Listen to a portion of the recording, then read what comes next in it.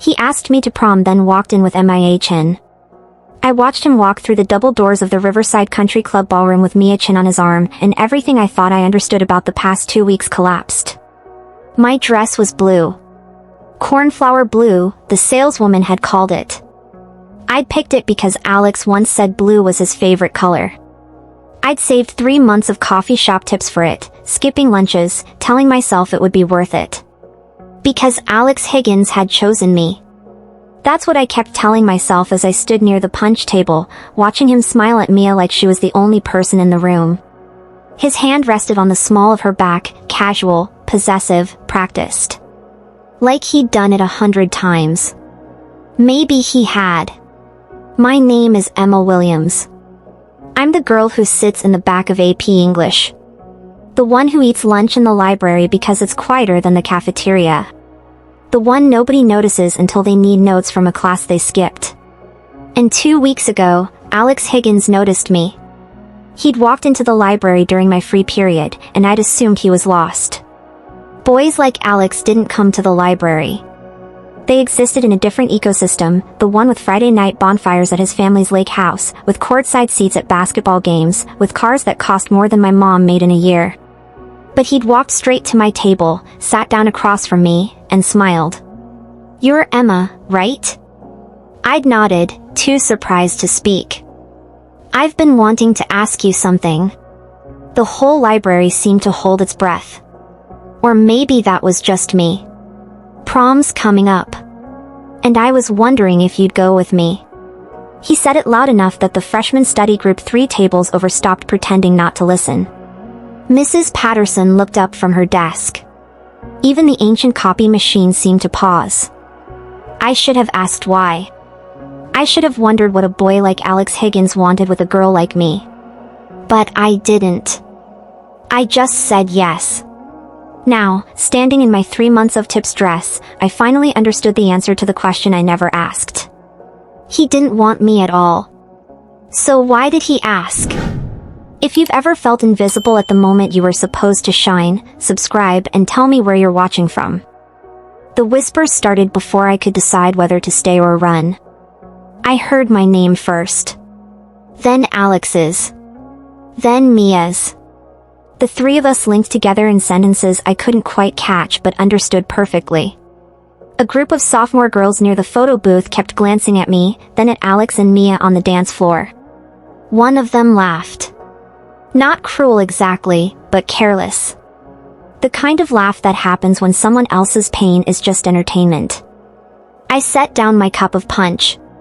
My hand was shaking. The worst part wasn't that people were watching. The worst part was that Alex knew they were watching, and he didn't look at me once. Not a glance. Not an apologetic shrug. Nothing. I was furniture. Background noise. A footnote to his evening. I found myself walking toward the courtyard doors before I made the conscious decision to move. The ballroom was too warm, too bright, too full of people pretending not to stare. The courtyard was empty. String lights hung between the oak trees, and the early May air carried the smell of jasmine from the garden beds. It was actually beautiful out here. The kind of setting that belonged in a better story than mine. I sat on a stone bench near the fountain and stared at my hands. My phone buzzed in my clutch. I ignored it. It buzzed again. I pulled it out, expecting my mom checking in, asking for pictures I now wouldn't be taking. But it was a text from a number I'd saved 2 weeks ago with a stupid heart emoji next to his name. "Alex, where'd you go?" I stared at the screen. Where did I go? He walked into prom with another girl and he was asking where I went.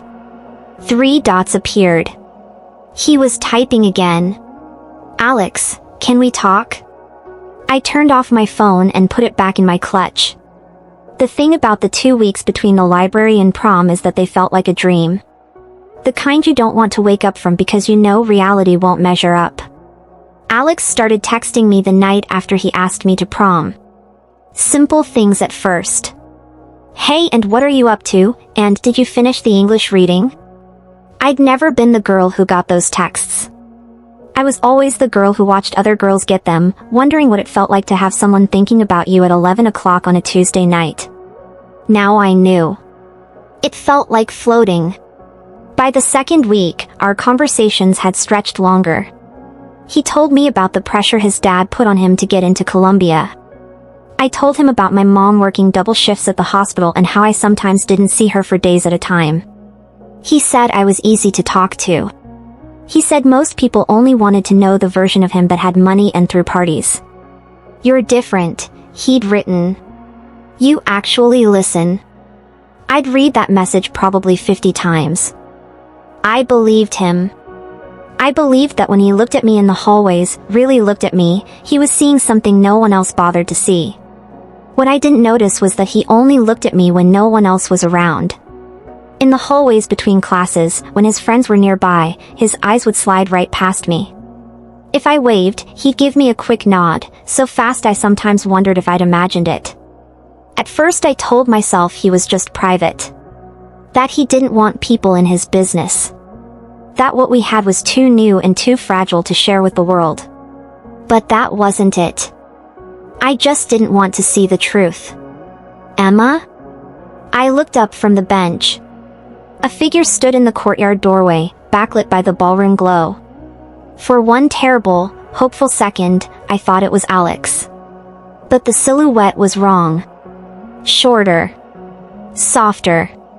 Sophie Reyes stepped into the courtyard, her red dress catching the string lights. We'd been lab partners in chemistry sophomore year. She was nice enough, but we'd never been close. She ran with a different crowd. The same crowd as Alex, actually. "Hey," she said carefully, like I was a wounded animal she didn't want to startle. "Are you okay?" I almost laughed. "I'm fine." She sat down on the bench beside me without asking permission. For a long moment, neither of us spoke. "I saw what happened," she finally said. "When he walked in with Mia." I kept my eyes on the fountain. Everyone saw. "Yeah." She was quiet again. Then, "Can I tell you something? You don't have to believe me. But I think you should know." I turned to look at her. Her expression was uncomfortable, conflicted. Like she was deciding whether to cross a line. "Mia and Alex," she started, then stopped. "They've been off and on since freshman year. Like, really off and on. They break up every few months. Get back together. Break up again. It's exhausting for everyone." I felt something cold settle in my stomach. They were broken up when he asked you to prom. That part was real. But last week, she told him she wanted to try again. And Alex. Sophie shook her head. Alex doesn't know how to say no to her. He never has. So I was just what? My voice came out steadier than I expected. A placeholder? Someone to make her jealous? Sophie didn't answer. She didn't have to. Why didn't anyone tell me? Because nobody thought it would get this far. People figured you'd realize on your own. That you'd see how he acted around you versus how he acted around everyone else. She paused. "I'm sorry. I should have said something sooner." I stood up. My legs felt hollow. It wouldn't have mattered. "Emma." I would have made excuses for him. Told myself it was different. That I was different. I smoothed down my cornflower blue dress that suddenly felt like a costume. I would have believed whatever I needed to believe. Because that's what I did. That's what he knew I would do. I went back inside. Not because I wanted to. But because my ride wasn't coming for another 2 hours, and I refused to call my mom early and explain why her daughter was sitting alone in a parking lot in a dress that cost more than our grocery budget. I found a table near the back corner, half hidden by a pillar and an arrangement of white roses that smelled too sweet. From here, I could see the dance floor without being seen. Alex and Mia were dancing. Not the silly, jumping around kind of dancing that most people were doing. They were slow dancing, even though the song wasn't slow. Her arms were around his neck. His hands were on her waist. They moved like two people who had memorized each other's rhythms a long time ago. I watched them for longer than I should have. I kept waiting for him to look uncomfortable. To glance toward the door like he was wondering where I went. To show some sign that he remembered I existed. He didn't. Mia whispered something in his ear. He laughed, that easy, golden laugh I'd heard exactly once, during a late-night phone call when he told me about the time his little sister put glitter in his shampoo. I'd felt special that night. Like he was letting me into a private world. Now I realized that world had never been private. It had just been closed to me. Around 10 o'clock, I went to the bathroom to splash water on my face. The fluorescent lights were brutal after the soft glow of the ballroom. I looked tired. Smaller than usual. The mascara my mom had helped me apply that afternoon was smudged at the corners. I was fixing it with a paper towel when the door opened. CHEN walked in. We both froze. She was even more beautiful up close. Long black hair that fell perfectly straight. A silver dress that probably cost more than my entire wardrobe. Skin that seemed to glow from within, like she'd never had a sleepless night in her life. For a moment, I thought she might pretend she didn't see me. That would have been easier for both of us. But CHEN wasn't the pretending type. "You're Emma," she said. Not a question. Yeah. She walked to the mirror beside me, pulled a lipstick from her clutch, and began reapplying it with steady hands. I should have left. I should have walked right past her and disappeared back into the ballroom. But something kept me there. "He told me about you," she said, still looking at her own reflection. "Said you were nice. Easy to talk to." I didn't know what to say to that. He says that about a lot of girls. She pressed her lips together, blending the color. Not to be mean. It's just true. Alex likes the idea of being with someone uncomplicated. Someone who doesn't expect anything from him. I didn't expect anything. I know. She finally looked at me, and her expression wasn't cruel. It wasn't even smug. It was almost tired. That's the problem. You should have. She dropped the lipstick back in her clutch and turned to face me fully. I'm not going to apologize for tonight. Alex made his choice, and he chose me. He always chooses me eventually. She paused. But I will tell you something nobody told me when I was a freshman and didn't know any better. I waited. If someone makes you feel like you have to earn their attention, you've already lost. And if they only want you when nobody's watching? She shook her head. They don't want you. They want what you give them. For a long moment, neither of us spoke. Then she walked out, leaving me alone with the fluorescent lights and the faint smell of her perfume. At 11, my phone buzzed again. I turned it back on to check the time, and his message was waiting. Alex, it's complicated. I read it 3 times. Complicated. That was his explanation. 1 word. No apology. No acknowledgement of the fact that I'd been standing alone in a ballroom for 3 hours while he danced with another girl. Just complicated. My thumb hovered over the keyboard. I typed and deleted probably 6 different responses. How could you do this to me? Delete. I thought you were different. Delete. I actually believed you. Delete. In the end, I didn't write anything. I just deleted the message. Then I went to his contact, looked at that stupid heart emoji I'd added to his name, and deleted that too. My mom picked me up at midnight. She took one look at my face and didn't ask questions. She just handed me the hoodie she'd brought because she knew I'd be cold, and drove us home in comfortable silence. Somewhere around Cedar Street, she reached over and squeezed my hand. You looked beautiful tonight, she said quietly. Whatever happened, that's still true. I didn't cry then. I waited until I was alone in my room, door closed, dress crumpled on the floor, before I let myself fall apart. The next Monday at school was exactly as bad as I expected. I walked into first period and felt every head turn. Conversations paused mid-sentence. Someone in the back row whispered something that made two other people laugh. I sat in my usual seat, took out my notebook, and stared at the board. This was always going to be the cost. I just hadn't let myself think about it before. Alex wasn't in first period. He had calculus on the other side of the building. Our schedules only overlapped for AP English 5th period and lunch. I'd already decided I wouldn't be going to the cafeteria anymore. The library had always been safer anyway. By third period, the stares had faded to occasional glances. By lunch, most people had moved on to newer gossip. That was the thing about high school. Everyone's memory was short unless the humiliation was spectacular. Mine wasn't spectacular. It was just sad. Girl gets asked to prom.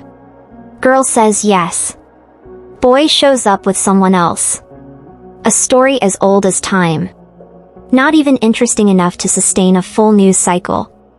I spent lunch in my usual corner of the library, eating a granola bar and pretending to read Jane Eyre for English. The words blurred together. I kept thinking about Mia's voice in the bathroom. If they only want you when nobody's watching, they don't want you. She was right. I'd known it all along, somewhere underneath the floating feeling and the late-night texts. I'd known that something was off every time he looked through me in the hallway. Every time his friends walked past and he suddenly became very interested in his phone. I just hadn't wanted to know it. Fifth period came faster than I wanted. I considered skipping. Faking a headache. Hiding in the bathroom until the bell rang. But that would mean letting him see that he'd broken something in me. And I wasn't ready to give him that. So I walked into AP English, sat in my back row seat, and opened my copy of Jane Eyre like it was the most fascinating book I'd ever read. Alex came in 2 minutes before the bell. I didn't look up. But I felt him. That was the worst part. Even after everything, my body still registered his presence like a change in air pressure. He walked past my row. I kept my eyes on the page. He sat 3 seats ahead, in his usual spot near the window. I watched the back of his head for exactly 2 seconds before forcing my gaze back to the book. Class started. Mrs. Donovan talked about the symbolism of fire in Bronte's work. I took notes I wouldn't remember. The clock ticked forward. And then, 10 minutes before the bell, a folded piece of paper landed on my desk. I stared at the folded paper like it might bite me. The girl next to me, Priya, was already looking away, pretending she hadn't been the one to pass it. The handwriting on the outside was messy, slanted. Just my name. Emma. I knew who it was from. Mrs. Donovan was still talking about Jane Eyre's refusal to compromise her principles. The irony wasn't lost on me. I should have thrown the note away without reading it. That would have been the strong thing to do. The self-respecting thing. But I was still the girl who'd saved 3 months of tips for a dress because a boy said he liked blue. I unfolded the paper. Can we talk after class? Please. I need to explain. The please was underlined twice. I read it 3 times, waiting for something inside me to soften. Waiting for that familiar flutter of hope that always came when Alex Higgins paid attention to me. It didn't come. Instead, I felt tired. The bone-deep kind of tired that sleep doesn't fix. I folded the note back up, slipped it into my backpack, and returned my attention to Mrs. Donovan. When the bell rang, I was the first one out the door. He caught up with me near the water fountains. Emma. Wait. I kept walking. Please. His hand touched my elbow, and I stopped. Not because I wanted to, but because the hallway was crowded and people were already looking. I turned around. Alex looked tired too.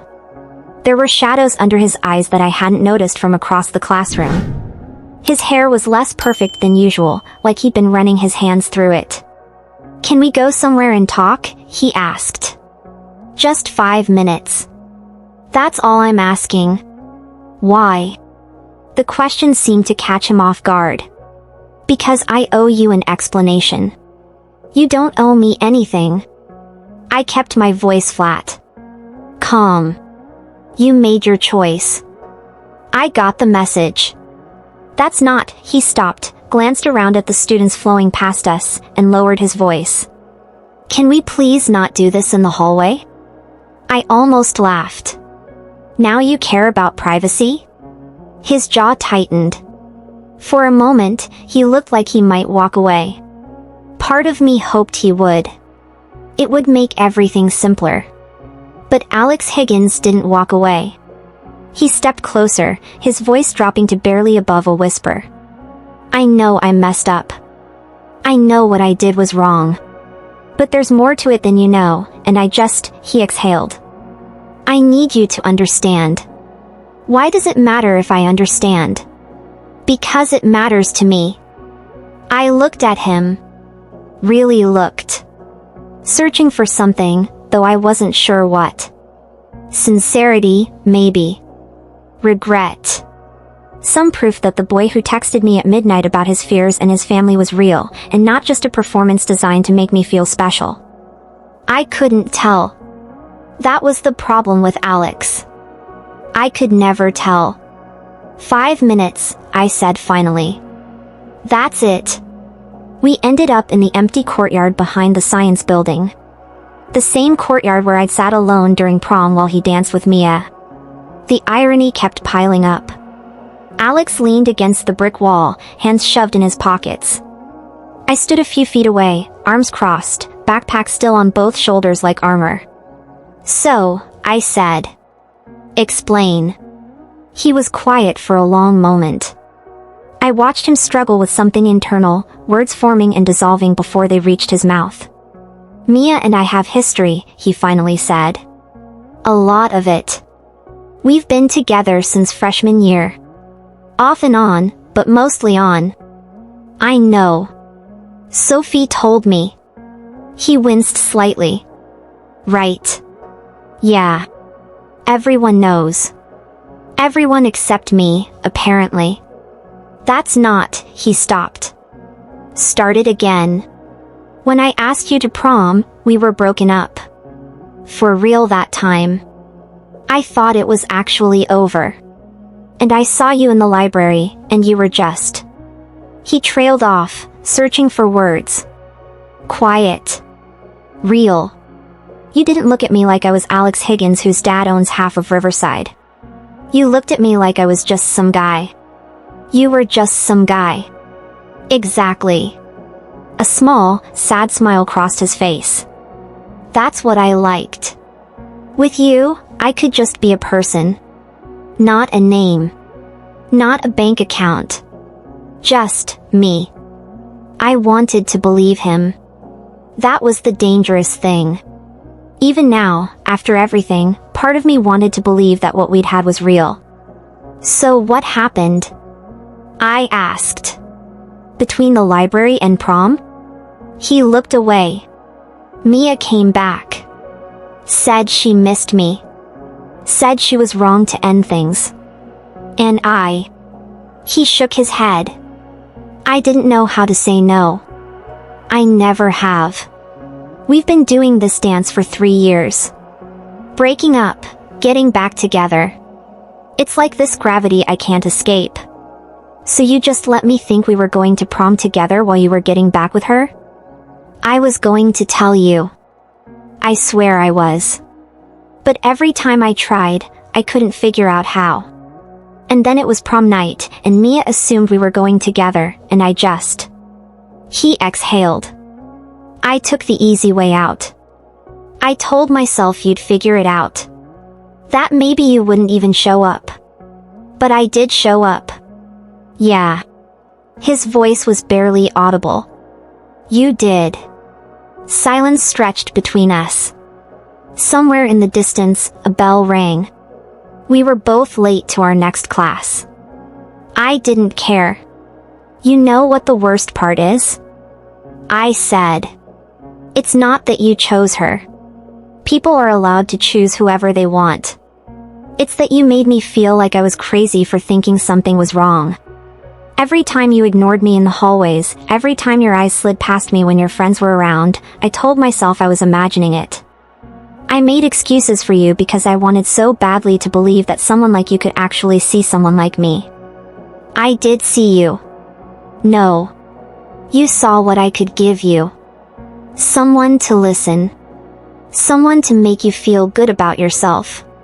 Someone who didn't ask for anything because I didn't think I was allowed to ask. I shook my head. That's not seeing someone. That's using them. Alex didn't argue. He just stood there, absorbing the words like blows. Good. Mia told me something, I continued. In the bathroom at prom. She said if someone only wants you when nobody's watching, they don't want you. They want what you give them. Mia said that? Yeah. Your girlfriend gave me better advice than you ever did. He flinched. She's not, he stopped. It's complicated. There was that word again. Complicated. His favorite hiding place. It's really not, I said. You just don't want to admit that it's simple. You wanted her. You used me. And now you want me to forgive you so you can stop feeling guilty. That's not why I'm here. Then why are you here? He opened his mouth. Closed it. For the first time since I'd known him, Alex Higgins had nothing to say. I waited. The silence answered for him. I left him standing in the courtyard. I didn't run. Didn't cry. Didn't look back to see if he was watching me go. I just walked to my next class, sat down, and opened my textbook. That night, I deleted every text he'd ever sent me. Every late-night conversation. Every moment I'd screenshot because I wanted to remember how it felt to be wanted. It took almost an hour. When I was done, my phone felt lighter. Or maybe that was just me. The next few weeks passed in a blur of finals and graduation prep and the slow, strange process of becoming invisible again. People stopped whispering about prom. Alex and Mia became just another couple in the hallway, unremarkable in their togetherness. The story of the shy girl who got humiliated faded into the background noise of senior year. I went back to eating lunch in the library. Back to sitting in the back row. Back to being the girl nobody noticed. But something had shifted. Before, invisibility had felt like a wound. Like proof that I wasn't enough. Now it felt like a choice. Like armor I could put on and take off whenever I wanted. I'd spent so long waiting for someone to see me that I'd forgotten I could see myself. 3 months after prom, 2 weeks into summer, I walked into a coffee shop downtown. It was called The Margin, a small indie place near the bookstore where I just picked up a summer reading list. The kind of place with mismatched furniture and local art on the walls and a barista who remembered your order after 2 visits. I ordered an iced lavender latte, found a corner table, and opened my book. I was halfway through chapter 3 when I heard a familiar voice. Emma? I looked up. Alex Higgins stood near my table, a coffee cup in his hand, a surprised expression on his face. He looked different. Tanner. More relaxed. His hair was longer, curling slightly at the ends. He was wearing a simple t-shirt and jeans, no designer labels visible. Hi, he said. Then, awkwardly, I didn't know you came here. First time. Oh. Cool. It's a good spot. He shifted his weight, clearly unsure whether to stay or go. I'm meeting some friends, but they're late, so I was just. He gestured vaguely at the room. I waited. Can I sit for a minute? Just until they get here? I looked at him. At the uncertainty in his expression. At the way he held his coffee cup with both hands, like he needed something to hold on to. 3 months ago, I would have said yes without hesitation. I would have moved my bag, made room, felt my heart race at the proximity. Now I felt nothing. Not anger. Not hope. Not even sadness. Just nothing. Actually, I said, I'm in the middle of something. I lifted my book slightly. A clear, polite dismissal. Alex blinked. For a moment, something flickered across his face. Surprise, maybe. Or the beginning of understanding. Right. Yeah. Of course. He stepped back. Well, it was good to see you. You too. He smiled, small, uncertain, and walked toward a table across the room. I watched him go for exactly 2 seconds. Then I looked back at my book. The words came into focus. Clear and sharp in mine. I kept reading. Summer unfolded slowly, the way summers do when you're not waiting for anything. I picked up extra shifts at the coffee shop where I worked, the one across town from the margin. I finished my summer reading list by mid-July and started a second one. I helped my mom plant tomatoes in the small patch of garden behind our apartment building, and we ate dinner together on the nights she wasn't working. It wasn't exciting. It wasn't the summer of transformation that movies promised. But it was mine. I started noticing things I'd missed before. The way morning light hit the kitchen window. The sound of rain on the fire escape. The particular satisfaction of finishing a book so good you had to sit with it for a few minutes before moving on.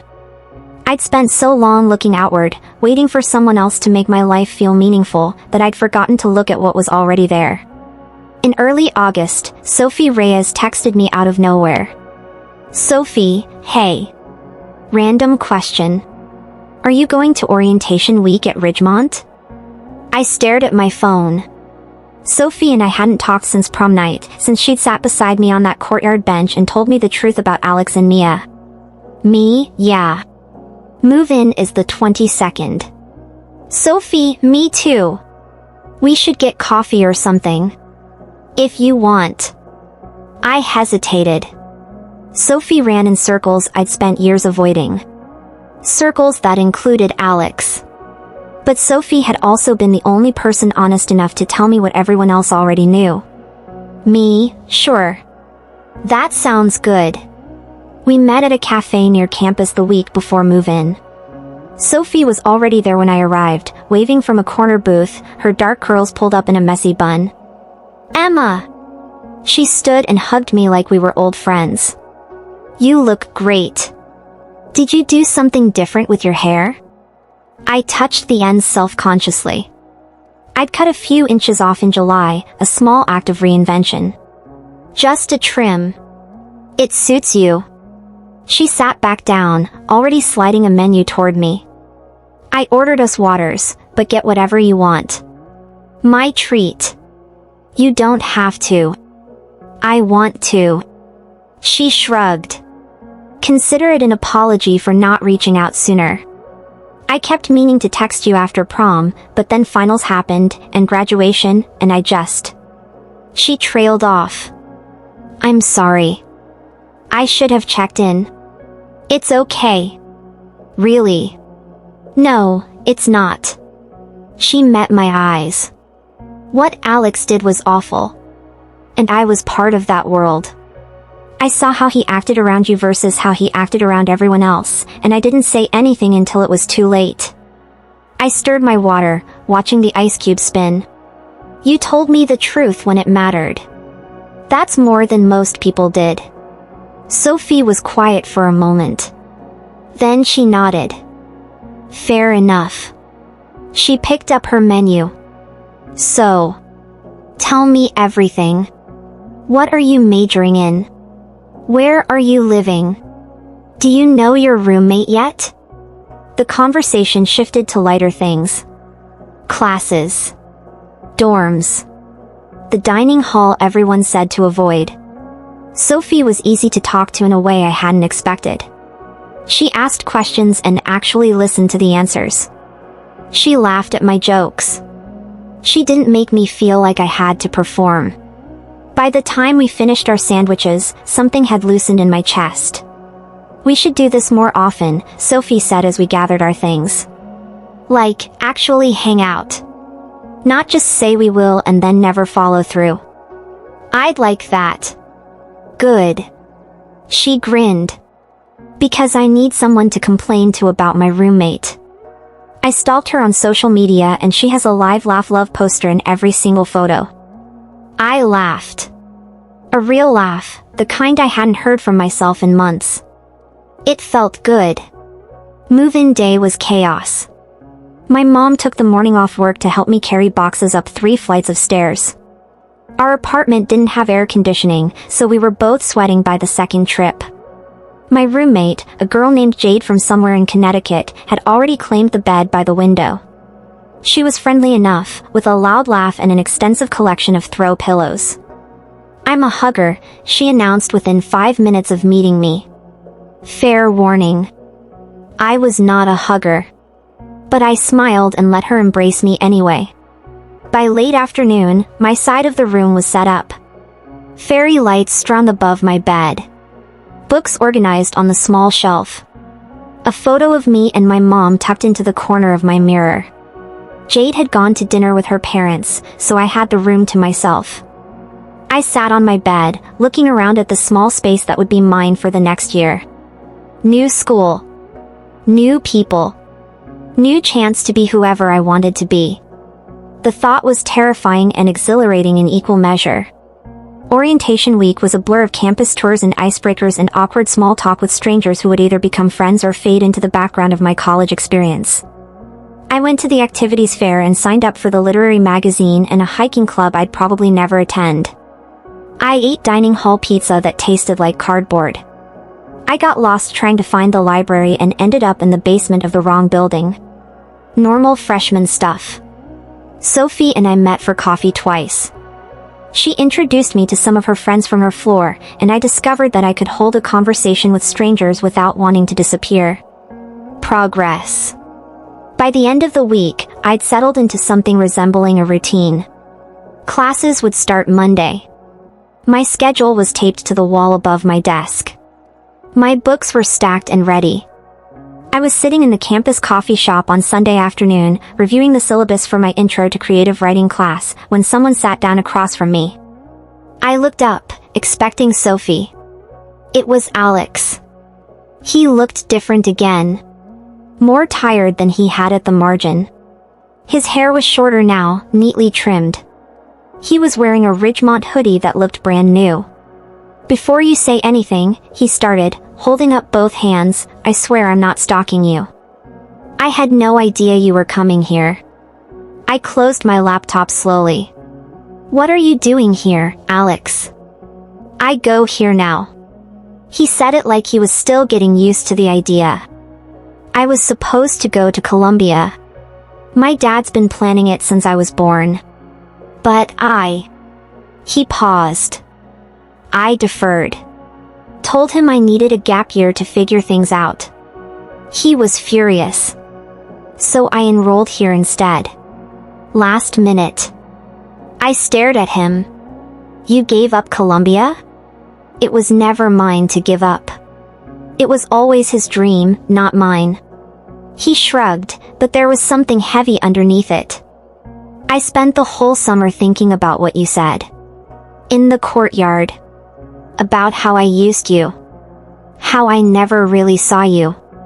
"Alex. Let me finish. Please." He took a breath. "You were right. About all of it. I spent so long being what everyone expected me to be that I forgot to figure out who I actually was. And when I was with you, I got a glimpse of something different. Someone who didn't care about my last name or my family's money. But instead of being honest about what that meant, I took the easy way out. I hurt you because I was too scared to hurt anyone else. I didn't say anything. I wasn't sure what to say. I'm not asking for forgiveness," he continued. "I know I don't deserve it. I just wanted you to know that you changed something in me. The way you walked away that day, the way you looked at me like I was finally just some guy," he almost smiled. Nobody had ever looked at me like that before. Like I was small. Like I didn't matter. That must have been hard for you. The words came out sharper than I intended. Or maybe exactly as sharp as I intended. Alex nodded slowly. Yeah. It was. And I needed it. Silence fell between us. The coffee shop hummed with background noise. Students typing on laptops. The hiss of the espresso machine. Life continuing around us while we sat in this strange, suspended moment. I'm not the same person I was in high school, Alex said quietly.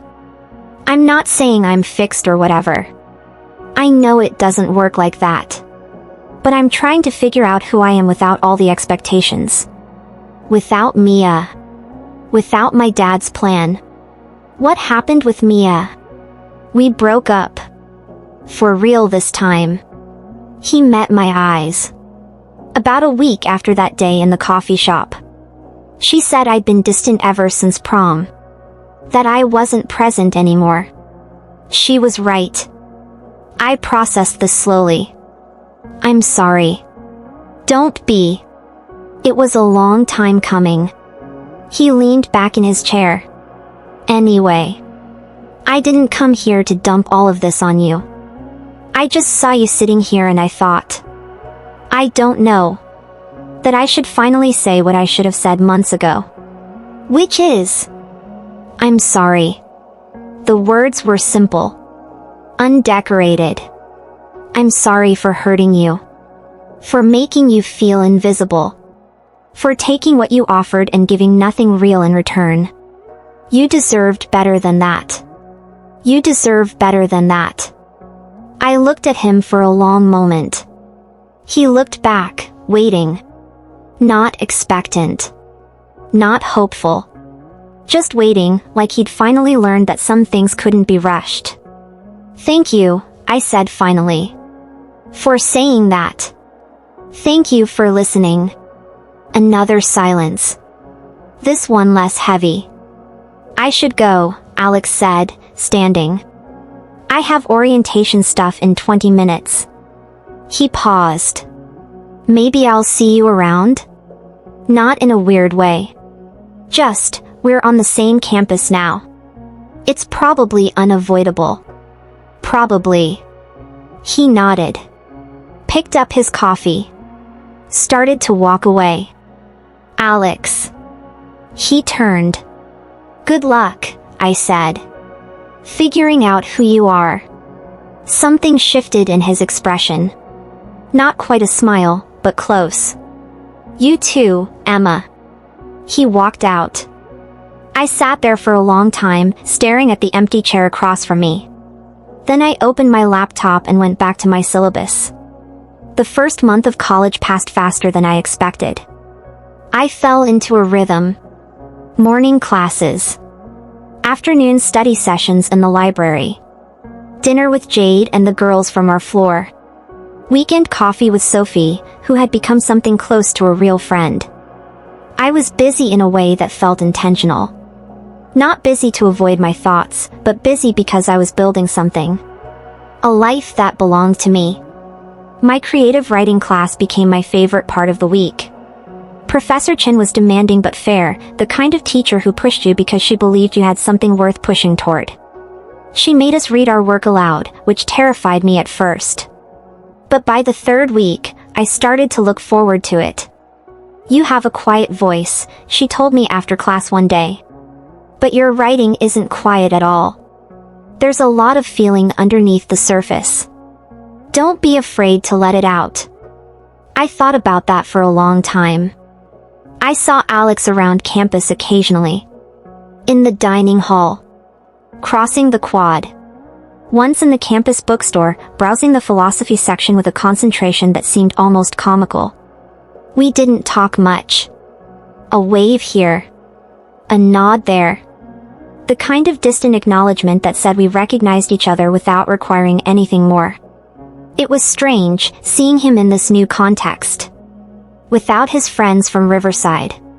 Without the polish of his family's money. He looked younger somehow. Less certain. I wasn't sure what to make of it.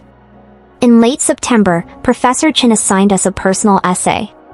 Write about a moment that changed you, she said. Not the moment you expected to change you. The one that actually did. I knew immediately what I would write about. Prom night. The courtyard. The moment I deleted his message and decided to stop waiting. But when I sat down to write, something else came out instead. I wrote about the library. The day Alex asked me to prom. The way I'd said yes without asking why. I wrote about the weeks after, the late-night texts, the feeling of floating. The way I'd made myself smaller to fit into his world without realizing I was doing it. I wrote about the bathroom at prom.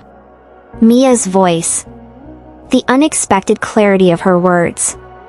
And I wrote about the coffee shop. The book in my hands.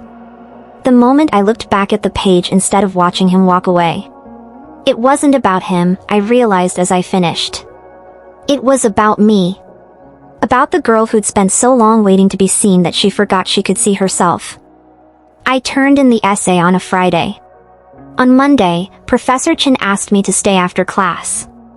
My stomach dropped. I'd pushed myself further than usual with this piece, exposed more than I normally would. Maybe I'd gone too far. Maybe it was too personal, too raw, too much. This essay, she said, holding up my paper, is the best thing you've written all semester. I blinked. Really? Really? She set the paper down on her desk. It's honest. It's specific. And it doesn't ask the reader to feel sorry for you. That's hard to do when you're writing about being hurt. Most people want sympathy. You just told the truth. I didn't know what to say. I'd like you to consider submitting it to the literary magazine, she continued. They're accepting personal essays through the end of October. I think this piece deserves a wider audience. I don't know if I. You don't have to decide now. She handed me back the paper. Just think about it. I took the essay and walked out in a daze. That night, I read the essay again. It was strange, seeing my own pain laid out on paper. The humiliation I'd felt. The smallness. The slow, painful process of rebuilding myself into someone who didn't need external validation to feel whole. I thought about what it would mean to publish it. To let strangers read my most vulnerable moments. To risk being seen, really seen, in a way I'd always avoided. It terrified me. But it also felt like the next step. I submitted the essay the following week. I didn't tell anyone. Not Sophie. Not Jade. Not my mom. I just uploaded the file, hit submit, and closed my laptop before I could change my mind. The waiting was the hardest part. I checked my email obsessively for the first few days, then forced myself to stop. What happened would happen. Refreshing my inbox wouldn't change anything. 3 weeks later, I got the response. Dear Emma, we are pleased to inform you that your essay, The Moment I Stopped Waiting, has been selected for publication in the fall issue of Ridgemont Literary Review. I read it 4 times before I believed it. Then I called my mom. The magazine came out the first week of November. They'd given my essay the featured spot. My name on the cover, right underneath the title. A small author photo on the contributors page, one Sophie had taken of me outside the coffee shop. I bought 5 copies. 1 for me. 1 for my mom. 1 for Sophie. 1 for Professor Chen. 1 to keep in a drawer and look at whenever I forgot who I was becoming. The response was more than I expected. People I'd never talked to stopped me on campus to say they'd read it. A girl from my dorm told me she'd cried. A guy in my philosophy class said it made him think about how he treated his ex-girlfriend. I didn't know what to do with any of it. I just smiled and said thank you and tried not to feel like a fraud. A week after the magazine came out, I was studying in the library when someone sat down across from me. Alex. He had a copy of the magazine in his hands. I read it, he said. No preamble. No small talk. Your essay. I closed my book slowly. Okay. I didn't know you could write like that. He set the magazine on the table between us. I mean, I knew you were smart. But this is different. This is... He shook his head. This is really good, Emma. Thank you. He was quiet for a moment, staring at the magazine cover. It's about me, he said finally. Isn't it? Not a question. It's about me, I corrected. You're just part of the story. He looked up. Something in his expression shifted. Yeah, he said softly. I guess I am. Neither of us spoke. The library hummed around us. Students typing. Pages turning. The quiet sounds of people building their lives one small moment at a time. I'm glad you wrote it, Alex said. Even the parts about me. Especially those parts, actually. He paused. It helped me see what I couldn't see before. What I did to you. How it actually felt. That wasn't why I wrote it. I know. That's what makes it matter. He picked up the magazine, looked at it one more time, then set it back down. I'm trying to be different, he said. Not for you. Not to get anything from you. Just because I don't want to be the person who uses people anymore. Who only shows up when it's convenient. He met my eyes. I don't know if I'll succeed. But I'm trying. I studied his face. The uncertainty there. The honesty. It was strange. For so long, he'd been the boy who hurt me. The cautionary tale. The reason I learned to stop waiting. But sitting here now, I realized he was also just a person. Flawed. Trying. Learning. Like me. I believe you, I said. The relief on his face was almost painful to watch. Thank you. Don't thank me. Just keep trying. He nodded slowly. I will. He didn't ask for my number. Didn't suggest we hang out. Didn't try to turn this moment into something more than it was. He just stood up, tucked his hands in his pockets, and gave me a small, genuine smile. See you around, Emma. See you around. He walked away. I watched him go, then looked back at my book. But I didn't start reading again right away. I sat with the moment. The strangeness of it. The unexpected peace. Something had ended. Something else was beginning. I wasn't sure what it was yet. But for the first time in a long time, I wasn't afraid to find out. Winter came early that year. By mid-November, the campus was coated in a thin layer of frost every morning. Students hurried between buildings with their hands shoved in pockets, breath visible in the cold air. I'd never liked winter before. It always felt like waiting. Waiting for warmth. Waiting for spring. Waiting for life to start again. But this year was different. I bought a second-hand coat from the thrift store downtown. Dark green, wool, with buttons that didn't quite match. Sophie said it made me look like a character from a period drama. I took it as a compliment. I went to class. I wrote. I submitted 2 more pieces to the literary magazine, both of which were accepted. Professor Chen asked if I'd considered applying for the summer writing fellowship in Vermont. It's competitive, she warned. But I think you have a real shot. I filled out the application that night. Thanksgiving break came and went.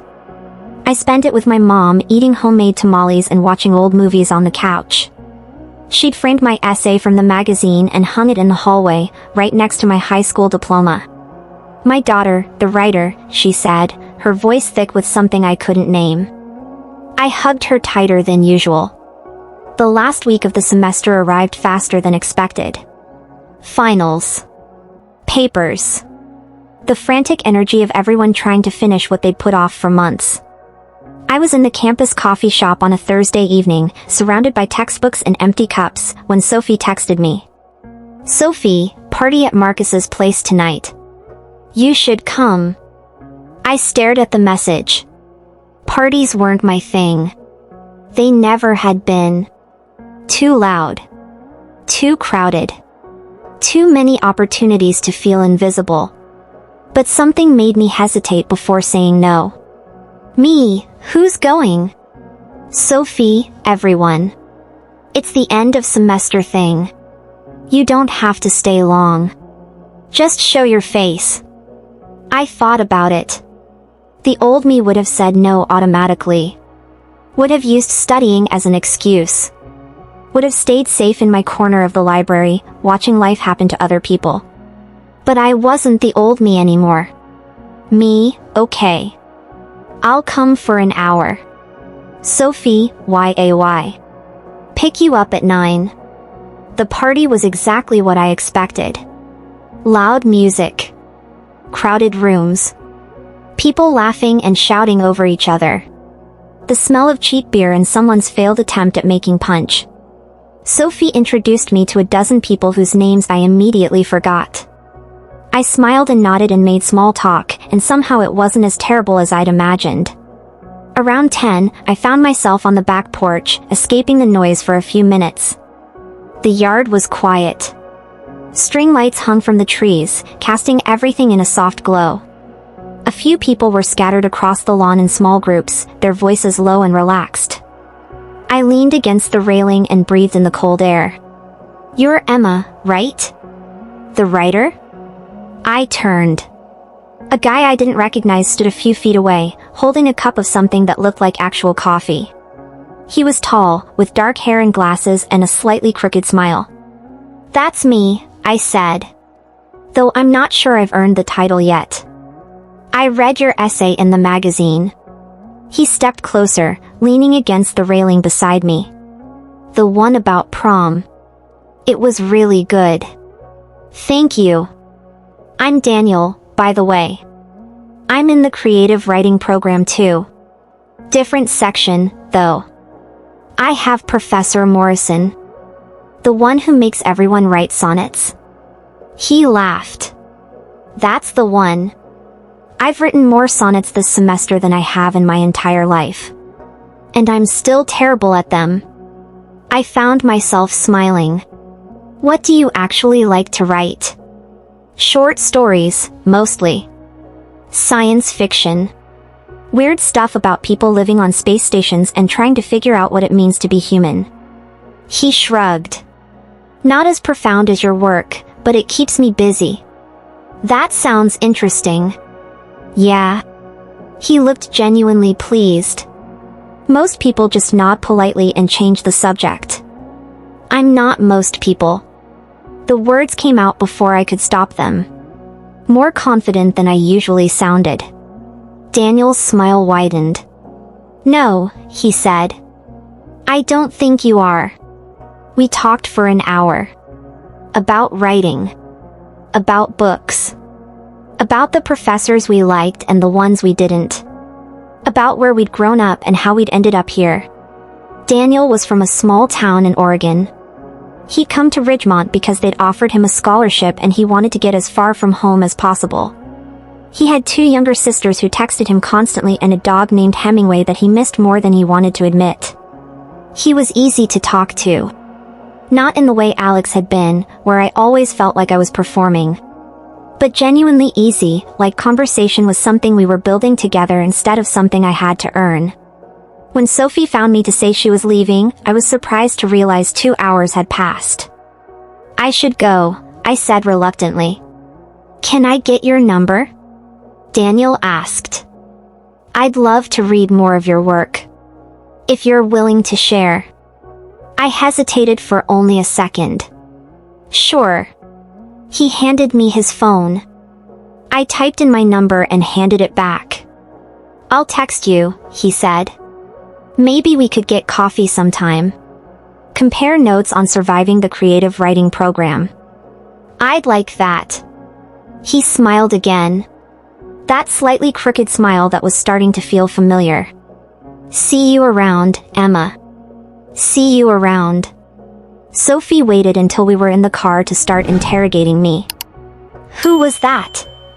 He's cute. Do you know him? Why didn't you introduce me? His name is Daniel. He's a writer. We just met. And you gave him your number? We're going to get coffee sometime. Sophie's grin was so wide I thought her face might split. Emma Williams. Going to parties. Giving out her number. Getting coffee with cute boys. She shook her head in mock disbelief. Who are you and what have you done with my friend? I laughed. I'm figuring it out. Well, keep figuring. I like this version of you. I looked out the window at the passing streetlights. Yeah, I said quietly. Me too. Daniel texted me the next day. Daniel, coffee tomorrow? I know a place off campus that makes their own chai. Life-changing. I smiled at my phone.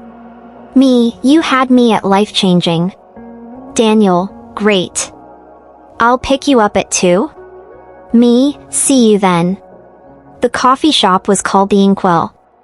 It was tiny, hidden between a used bookstore and a vintage clothing shop. The walls were covered in old typewriters and framed book pages. The chai was, as promised, life-changing.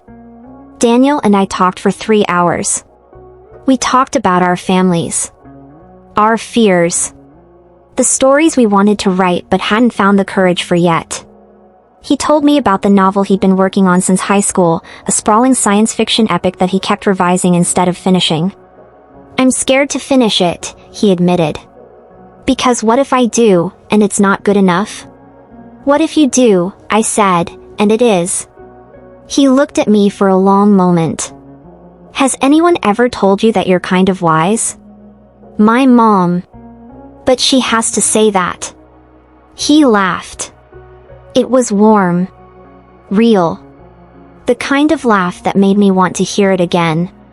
We started spending more time together. Coffee became dinner, became study sessions, became walks around campus at midnight, talking about everything and nothing. I told him about high school. About Alex. About the essay and what it meant to write it. He listened without judgment. Asked questions that showed he was actually paying attention. Didn't try to fix anything or offer solutions. You know what I think, he said one night, as we sat on a bench near the library, sharing a bag of vending machine chips. What? I think you spent a long time waiting for someone to see you. And then you realized you could see yourself. And now you're just...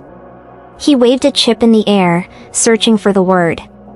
Becoming. I considered this. Becoming what?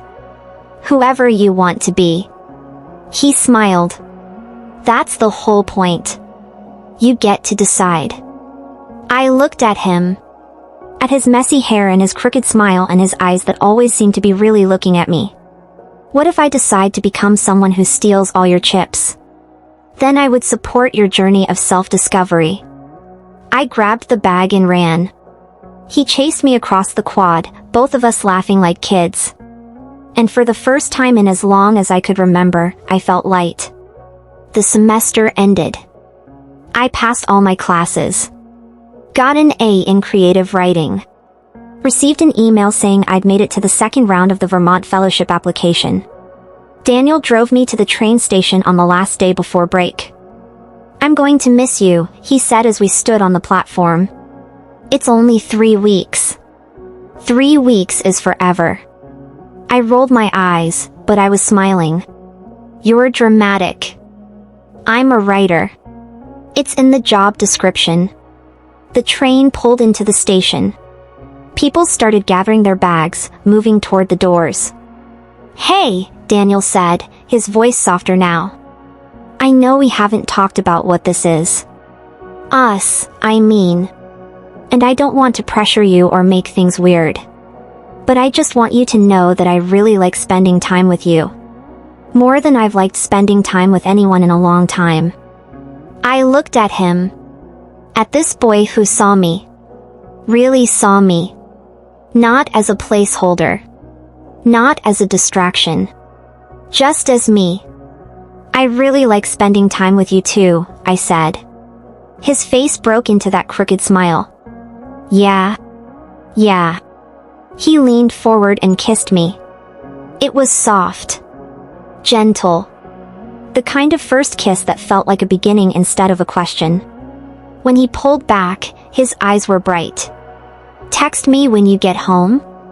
I will. I got on the train.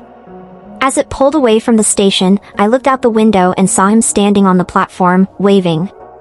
I waved back. My mom picked me up at the station. She took one look at my face and smiled. Good semester? I thought about everything that had happened. The essay. The magazine. Professor Chen. Sophie. Daniel. I thought about the girl I'd been at prom, standing alone in a blue dress, watching someone choose someone else. And I thought about the girl I was now. The one who wrote her story instead of waiting for someone else to write it for her. The one who finally understood that being seen started with seeing yourself. Yeah, I said. It was a really good semester. She squeezed my hand. We drove home. That night, I sat in my room and opened my laptop. I had a new essay to write. Not about pain this time. Not about humiliation or waiting or becoming invisible. This one was different.